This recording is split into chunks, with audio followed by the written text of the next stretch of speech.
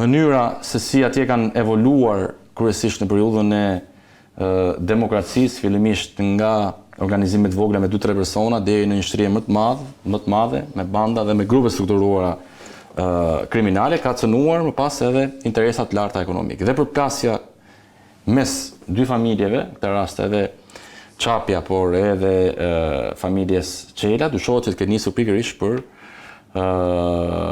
kontrollin. Jo kontrollin, për influencën që ata duhet kishin në territor. Kjo e lidhur edhe me aktivitetin parsor tyre që ka qenë trafikimi i lëndëve narkotike. Po të shikosh edhe zbardhjen e fundit të komunikimeve në aplikacionin Sky ECC që tashmë po themi mund të ketë vërtetuar edhe çdo dyshim të vogël që autoritetet mund të kenë patur, që tashmë i lidhet dhe i përputhet me këto komunikime që janë zbardhur, të cilat nuk kanë vlerën e provës, por japin një tablot qartë se çfarë ka ndodhur, po ta shikosh, rivaliteti ka qenë një luftë edhe e përgjakur.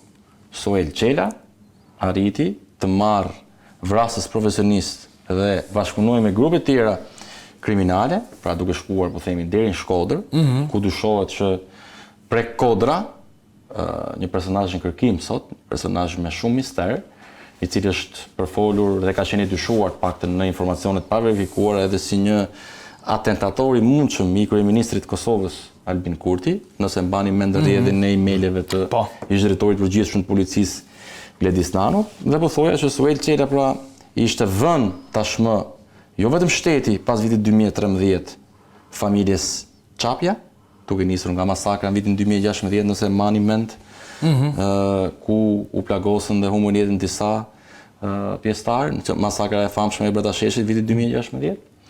Për të vijuar tashmë me kundra jo vetëm shtetin, por edhe grupin që kishin përballë rival kriminal.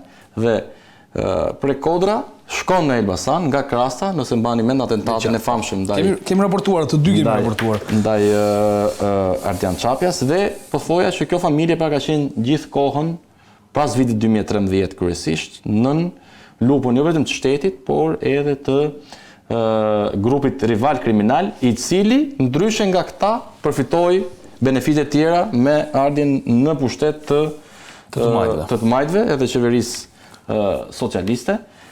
Unë kam thënë piku në një studio tjetër që pse duhet ne të prisnim spakun që të zbulonte kushtisë e Suel Çela, ndërkohë që emri i tij ka qarkulluar historikisht në institucionet lizbatuese, në tavolina nëse doni ju, në mbledhje partije nëse doni ju, etj me radhë. Dhe ka qenë pjesë e tavolinës, por jo është diskutuar. Dakord, unë nuk po shkoj deri aty. Te tavolinat, te tavolinat, më fal, se të ndërpreva. Te tavolinat e socialistëve në Elbasan, mos më bëj të thoja me emra, ka qenë pjesë e ingranazhit. Po them domethënë që aq sa bënte diskutimet e tipit se sa do fitojmë te kjo zona këtu e sa do fitojmë te. Ka qenë pjesë e ingranazhit politik. E shtabit elektoral më. Okej. Besoj zona 5 majt. Tani ti do të shumë se ka zë. Po jo më pse, po po them tani ka qenë pjesë e lidhjen e 2021-shin. Po 2021-shin aty është ka dalë dhe personazhet që u përfolën aty dihet që janë lidhur sepse ka dalë. Unë isha kandidat 2021-shin dhe kam vujtur në kurriz, dhe mos më bëj të flas më tepër se sa kaq. Po të them edhe një herë tjetër, ishte e pamundur, mo. Ishte ai aty dhe marrante filmi. Pra nuk e çajë dot, ëh? Po ta them me shpirt popullore, pra që edhe për publikun ta afrojmë. Pra nuk e çajë dot atë zonat. Po unë jam njeri me gjak, më zotëri nderuar, kam një familje nga pas. Ti mendon domethënë që unë do le familje për politikën? Po si siç e mendoj unë, siç e mendoj unë. Deri në këtë pikë po thuaj që ishte impakti Suel Çelës, unë këtë kuptoj. Po kriminal, mo, çati më bëti tjetër. I qartë. Dhe për ndihmuar bisedën. Dhe merreshe, dhe më fal, se ky nuk është problemi. Unë nuk e shikoj këtu problemin e atij. Se çdo gjë njëri bën zgjidhjen e vet. Problemi është se si mund të ulet ai me drejtuesin e shtabit elektoral, mo, të Partisë Socialiste, dhe tani këta na bëjnë ashesin mend neve. Ky është problemi, mos më intereson pse kush është Suel Çela, mo. Suel Çela dhe Florenc Çapja apo Ardian Çapja, apo cili do, kanë zgjedhur rrugën e vet. I hiq kapelen unë aty. Po sa më lart shkojnë ata drejtësisë për mendimin tim, qofshin të fortë të botës. Problemi im qëndron te fakti që pse këta njerëz duhet mbrohen nga politika. Ky është problemi vëlla. Tu na synohet interesin e. Ky është, prandaj kam thënë që politikani që mbrohet nga kriminalet është 10 fish më shumë se kriminal që bëhet 10 njerëz. A është më i keq vëlla? Je qartë. Edhe për të marrë bisedën, nëse të kujtohet se Ardian Çapja, unë di Fisi Çapja dërgoi letër dikur qeverisë në atë kohë për rrezikun që i kanosej nga Fisi kundërshtar, nga Çelet. Më kujtohet rasti tjetër në 2019 apo në 2020, për të qenë korrekt, nuk e di kam përshtypjen dhe ti do kesh raportuar në atë kohë që kemi shkuar në Elbasan që policia u shpreh shqetësuar që gjykata, si për Suel Çelën, si për Florin Çapjan, pushoi hetimet. Për Suel Çelën për ngjarjen e vitit 2017 të tregut agroushqimor, ndërsa për Florenc Çapjan nuk më kujtohet tipikisht e cila ka qenë akuza e ngritur në atë kohë. Vazhdo pastaj. Përpara një muaji, Këshilli Bashkiak i Elbasanit i ka dhënë babait të Suel Çelës një pjesë të konsiderueshme të tregu i Elbasanit. Vazhdo tani. Informacion. Shiko, janë një edhe kjo që sa flas për impaktin që kanë pasur, domethënë, që policia e dinte, policia ka ditur që këto kanë qenë grupe kriminale, por tani ne pam gjithë me video dhe figurë pra ngjarjen e vitit 2017 të tregu, pra. Dhe drejtësia, ajo drejtësi që ishte në atë kohë, megjithëse në atë kohë prokuroria për krime të rënda i shkoi deri në fund çështjes, sepse u hetua fillimisht për shkak të veprës penale që u ngrit vrasja e mbetën tentativë ndaj funksionarëve të policisë, edhe ishte zëvendëstori i policisë Elbasanit, i shkoi deri në fund. Në fakt, po, drejtësia e kohës që ishte në atë kohë, e shpallit pafajshëm Suel Çelën. Po ju mendoni që mund ta kishte guxim ta bënte kusht tjetër profesor Suel Çelës atë lloj veprimi, që realisht pastaj po ta marrim, edhe unë nuk mendoj që ishte tentativë për vrasje, por ishte një shfaqje kashillëk, po, të tmerrshëm dhe drejtësia doli në përfundimin që ai nuk ishte në automjet. Dhe po të shikosh vetëm ato pamje ku edhe pasi ndodh ajo gjë, policia është e pamundur të futet në treg, pra. Një shtet i cili gjendet para këtij fakti, unë mendoj që nuk duhet priste aty u mbyll dera e tregut, por shteti futet edhe nuk dihet ku del. Por kjo është aspekt procedurial. Në raport pastaj me Fisin Çapja duhet kemi parasysh që në Elbasan Fisi Çapja jo vetëm në tërësinë e politikës po themi, po edhe ka autoritetet lokale ka patur armiqësi po themi. Pra nuk ka qenë i preferuar, sepse linja e tillë ka qenë, qeveri dhe pushtet vendor kanë qenë bashkë.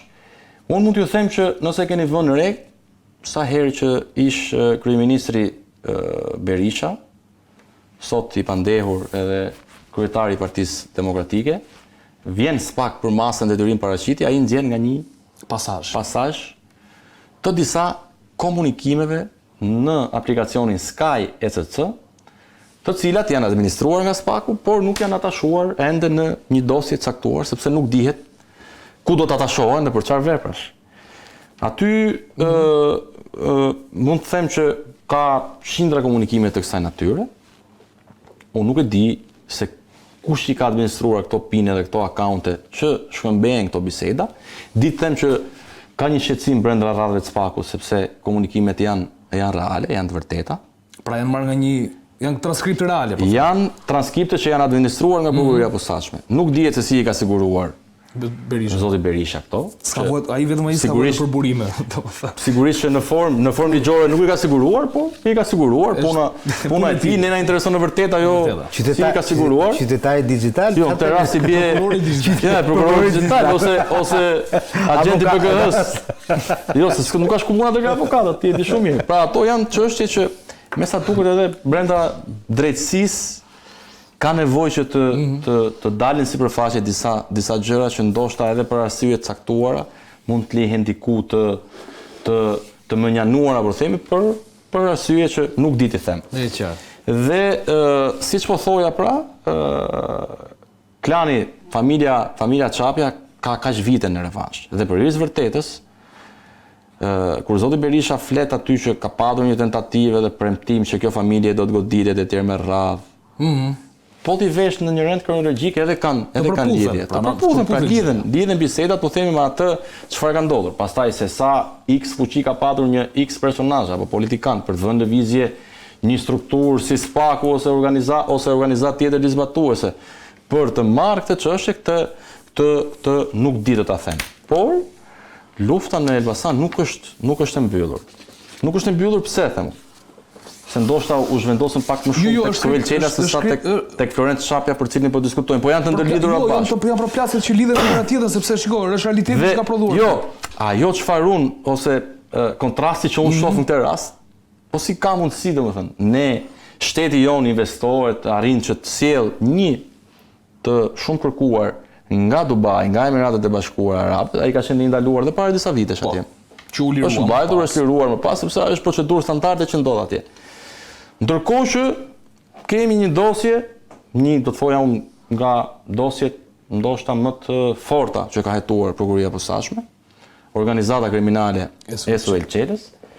Dy organizata ka hetuar SPAK-u deri tani, se të tjera kanë qenë grupe strukturuara kriminale. Organizata që është forma më e lartë është e Suel Qelës edhe vëllezërve Çopja, të cilët gjithashtu edhe këta të fundit janë shumë interesant për tu analizuar se si foli pak më parë edhe Nardi, pra grupe në Elbasan ngrihen dhe vetë SPAK-u e thot, pra nga shitës të thjesht po themi, apo spaçator, arritën që të krijojnë një perandori të tillë duke lëvizur me qindra kilogram kokainë. Dhe po thoja si ka mundësi, pra vazhdon po themi ky lloj revanshi ndaj familjes Çapja, pra gjendet sillet ai nga Dubai, ndërkohë që për organizatën kriminale Suel Qelës që vazhdojnë hetimet dhe në Elbasan pak kohë më parë ju e pat që shkoi prapë BKH-ja. Po, sepse organizata kriminale nuk ka tipar dallues vetëm përfitimin ekonomik, ka dhe këtë, po ka dhe disa qëllime të tjera, siç mund të jetë edhe influenca politike, rekrutimi dhe aftësia që kanë pjesëtarët e organizatës kriminale. Që kjo e bën tipikisht organizatë kriminale. Pikërisht, që të rekrutoj personazhet politikës, të drejtësisë siç ka ndodhur me gjyqtare, me efektiv policie, me drejtues të pushtetit lokal. Atje një zyrtar që u pilën në SPAK ishte drejtor i një institucioni të rëndësishëm vendor, si u sjellsi. Kështu që këto janë të gjitha të ndërlidhura dhe ajo pyetja që ngreja si ka mundësi nuk kapim një personazh për cilin ka informacione apo ka dhe akuza politike që edhe në këto zgjedhje është tepër prezent edhe potent për të ndikuar në rezultat, në ndërkohë arrim të sjellim një person me gjithë këto vështirësi, me gjithë të kornizë shumë penguese ligjore ta sjellim nga Emiratet e Bashkuara Arabe. Do merremi pas datës 12 maj me këtë punë tani, viti dorë deri në 2019. Jo, përpara se shkosh atje un kam çështjen e tretë. Jo, po kjo është historia aty vëlla, sepse u pak më parë ta thash. Është një organizatë Suel Qelës që po mundohet të nxjerrë një person te Partia Socialiste në listë hapur, madje gojet e liga, jo goja ime, thonë që ka ndodhur një incident në një të shtunë të para 2 javëve në Librazh. Ai sa thonë që vajti edhe BKH-ja që luan edhe kryetarin e bashkisë. Si që luan? Po që luan me shuplak. A, me shuplak? Po. Okej. Sepse çfarë që luajnë me armë? Jo, mendova se me shuplak, sepse aty problemi tani këta nuk e kanë më me opozitën, këta e kanë mes vetit. Kush do dalin tani nga këta 2, 3, 4 që mund të dalin sipas ato parashikimeve të tyre për te listës së hapur. Për te listës së mbyllur, kush do dalin? Dhe luftën e ka mes vet njëri tjetrit. Lufta brenda llojit është deri këtu ka arritur historia aty. Më lër pak tek pjesa e tretë avokatë sepse kam ke SPAK-un raport me zgjedhjet e grupit kriminal. Okej, jo, po them që mos ma zauro të gjithën sepse dua edhe pak mendim më vonë, do diskutojmë tre. Mendon se kjo betejë që patën të dy grupet, po themi, Çapja dhe Qelat, mendon se është mbyllur në raport me njëri tjetrin? Arrestimi me burgim, dënimi me burgim përjetshëm Erdian Çapjas, tashmë sjellja Florent Çapjas. Shiko, si personazhe po. Si personazhe po. Por ama mos harron edhe një tjetër. Këta nuk është se nuk kanë njerëz poshtë. Po ta marr si shembull. Lajr Taxhiu, lindi në Europë si punajon më burr. Por kulti i tij, duke parë domethënë çfarë ndodhi me Aldo Barem, se thash më vran këtë, i vran atë, ai u brumos si kriminal pastaj mrapa më burr. Modeli që ndoqi thot. Modeli që ai ndoqi, që 10 vjeç, 11 vjeç, ai kur u bë 17-18 vjeç ishte xhak kriminal me diplomë më zotëri. Edhe pse e mora si shembull, sepse edhe këtu te Çapjat apo te Çelat, ikën Sueli apo ikën Ardiani, ti mos mendoj që aty nuk do ketë në një 5 vjeçar apo 10 vjeçar tjetër nuk do ketë njerëz të këtij kalibri. Problemi ku qëndron dhe këtu duhet ta fiksojmë një herë mirë. A do ndahet politika dhe shteti nga krimi apo jo? Po që këtu do ketë krim, jetë e mot mërë, s'ka ndodhur, sa ka jetë toka, ka pas krim. Problemi që ndronë, a do i përdorin politika, e majt apo e djathtë këta njerëz, dhe pastaj mbrapa duke i përdorur, do ketë kusure mbi vete, se këta po i përdore vëlla, nëse do të kërkojnë haraç. Kjo është problemi aty. Në momenti kur Suel Qeli aty të del në 14 mars dhe të bën atë mitingun, anti-mitingun e Lulzim Bashës 2021, e ma në që u zun në 14 mars 2021? Po, për çfarë arsye u zun? Që të fitonte PS-ja në Elbasan, target ishte 9-5, dolën 8-6, ashtu siç dolën, të fitonte edhe me qëllim që pastaj mbrapa ky të kishte benefitet e fitores. Dhe dikuj arriti. Po mos kishte ndodhur shkarthisja që një e çuan andej, tjetri e çuan këte. Politike kam fjalën. E qartë. Mendon se Florenc Çapi është një nga ato personazhe i cili ka diçka për treguar përpara drejtësisë? Florenc Çapja? Florenc Çapja. A mund të këta personazhe edhe sikur të bëhet një i penduar i drejtësisë nuk do përfitoj dot. Sepse ngarkesa e tij ligjore penale është e tillë, domethënë që ai nuk e di domethënë, po nëse në Shqipëri do ishte dënimi me vdekje, ai do ta kishte në kryq, i them unë. Jo, interesante interesante. E Florenc Çapjas mund të jetë vetëm momenti që ai përmendet tek dosja plumbi art, po themi. Aty ku një nga ish bashkëpunëtorët e drejtësisë, sepse i është hequr statusi, këtu e kanë fjalën për krahun e djathtë të Nureddin Dumanit, Enrik Hoxha. Ai ka folur për një porosi që kishte marrë nga Nureddini për të ekzekutuar Sokol Sanxhaktarin, rëndrin e Qazim Sejdini, ish kryetarit bashkisë të ndjer Qazim Sejdini, dhe bëri fjalë për një pagesë rreth 200.000 eurosh, që Henriku, që tashmë kundërshtohet me Nureddinin, me ish shokun e ngushtë, thotë që madje kishte kryer edhe veprime për të rënë në ndjekje të Sokol Sanxhaktarit dhe i interesuar për të ekzekutuar ka qenë Florenc Çapja. Pra, prap shkojmë tek ajo lidhja ku edhe personazhet vetë janë të mikluar me krimit organizuar, por edhe lidhjeve të caktuara politike. Lokale, domethënë.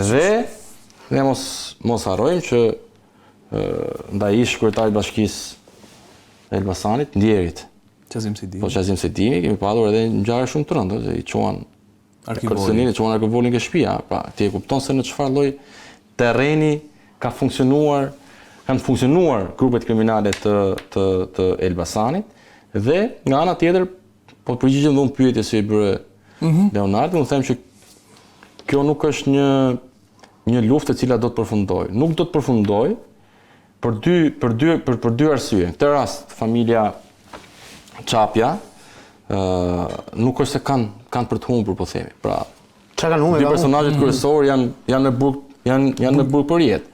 Gjatë këtyre viteve kanë patur shtetin mbi shpinë, jo vetëm shtetin, por kanë patur edhe armiqësit, jo, grupin kriminal përballë, i cili ka tentuar t'i azgjësoj fizikisht, qoftë me ngjarjen e Krasës apo informacione të tjera që ka patur dhe ndoshta ne nuk e dim çfarë do të dalë nga 10 faqe komunikime që vinë çdo ditë nga aplikacioni Skype. Por Elbasani është një qark qytet sidomos i cili kërkon një vëmendje të caktuar. Edhe unë për shembull me që jemi për ta vënë pak në kontekst edhe bisedën, me që jemi fushat elektorale, si s'kam parë qoftë as majtas as djathtas.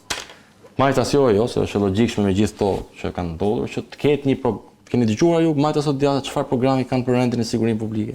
Zero. S'ka. Ne jemi katandisur në një situatë ku përdoren metaforat, ofendimet, etiketimet në deklaratat e liderëve politik, tu më shumë për të anademuar është kryeministri.